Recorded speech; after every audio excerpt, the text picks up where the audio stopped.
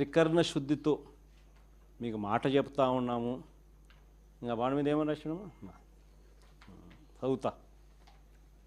చంద్రబాబు నాయుడు అనే నేను మన రాష్ట్ర ప్రజలు నాపై ఉంచిన నమ్మకాన్ని నిలబెట్టుకుంటానని త్రికరణ శుద్ధితో ప్రమాణం చేస్తున్నాను. 2024లో టీడీపీ అధికారంలోకి వచ్చాక భవిష్యత్తుకు గ్యారంటీలోని వాగ్దానాలను ఎటువంటి వివక్ష లేకుండా నిబంధనలు విధించకుండా అమలు చేయడంతో పాటు మన రాష్ట్ర అభివృద్ధికి పునరంకితమవుతానని ప్రతిజ్ఞ చేస్తున్నాను అని చెప్పి చంద్రబాబు నాయుడు సంతకం, ఆయనతో పాటు పక్కన పవన్ కళ్యాణ్ కూడా సంతకం పెట్టాను. ఇద్దరు కూడా ఇవన్నీ కూడా బాండ్ల మీద రాసి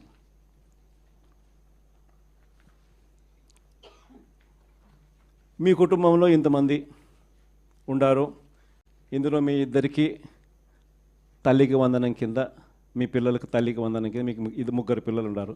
ఈ ముగ్గురు పిల్లలు ఇంటూ 15,000 తల్లికి వందనం కింద మీకు 45,000 వస్తుంది. మీ ఇంట్లో ఇద్దరు 18 ఏళ్ళు నిండిన ఆడపడుచులు ఉన్నారు.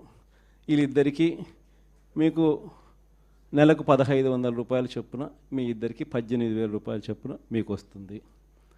మీ ఇంట్లో రైతు మీకు ఉన్నారు, మీ రైతుకు 20,000 కింద అన్నదాత సుఖీభవ కింద అదనంగా వస్తుంది. మీ ఇంట్లో ఉద్యోగం రాని పిల్లవాడు, ఉపాధి లేని పిల్లవాడు ఒక పిల్లవాడు ఉన్నాడు.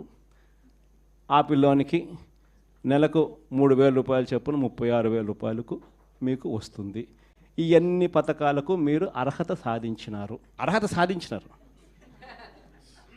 అర్హత పొందినారు. మీరంతా ఈ పథకాలకు అర్హత పొందినారు.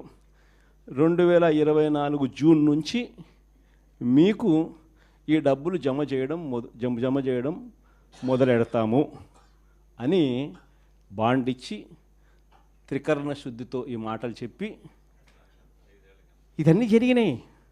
అసలు మనం ఎందుకు ఓడిపోయినాము అని అంటే, ఈ మాదిరిగా ప్రతి ఇంటికి ఈ మాదిరిగా బాండ్లు ఇచ్చి, ఈ మాదిరిగా మోసం చేసి, ఈ మాదిరిగా వాళ్ళని ప్రలోభాలు పెట్టి ఈ మాదిరిగా చేస్తున్నారు. కాబట్టి ఈ మాదిరిగా మనకు ప్రజలు 10% ప్రజలు మోసపోయినారు.